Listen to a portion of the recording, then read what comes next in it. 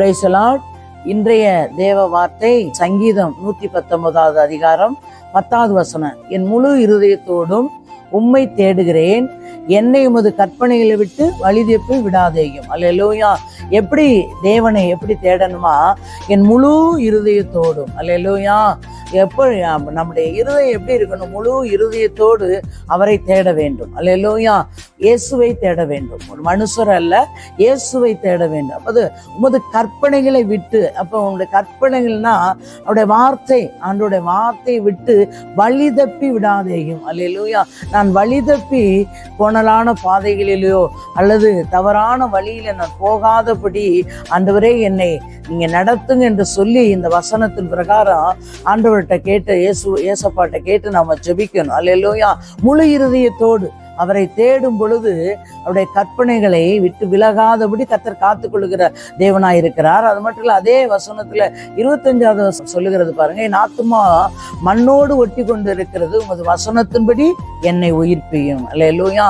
நம்முடைய ஆத்துமா உலகத்தை ஒட்டி கொண்டு இருக்கிறது. அல்ல, உலகத்திலே ஓடிக்கொண்டு இருக்கிறோம். அல்லேலூயா.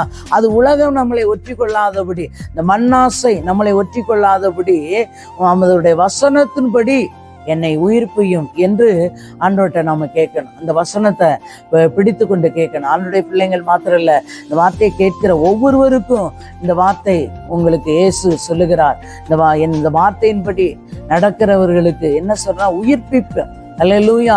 என் ஆத்துமா மண்ணோடு ஒட்டி கொண்டு இருக்கிறது, உமது வசனத்தின்படி என்னை உயிர்ப்பியும். கேட்கணும். நம்ம ஒவ்வொரு நாள் ஆண்டவர்கிட்ட கேட்கணும். ஆண்டவரே, இந்த வசனத்தின் பிரகாரம் என்னை உயிர்ப்பிங்கப்பா, உயிர்ப்பித்து உம்மை போல என்னை மாற்றுங்க, உம்மை போல நான் வாழ எனக்கு கிருபை தாங்க அப்படின்னு ஏசப்பாட்ட நம்ம கேட்கணும். அல்லேலூயா. ஒவ்வொரு நாளும் நம்ம கேட்கும் பொழுது கர்த்தர் அதன்படி நம்மை நடத்துகிற தேவனாய் இருக்கிறார். அல்லேலூயா. இந்த வசனத்தின்படி வாழுவோம். கர்த்தர் பெரிய காரியத்தை செய்வாராக. தகப்பனே, மை துதிக்கிற சோத்திரங்கத்தாவே, சர்வ வல்லமையுள்ள தெய்வமே, மை துதிக்கிற சோத்திரையா.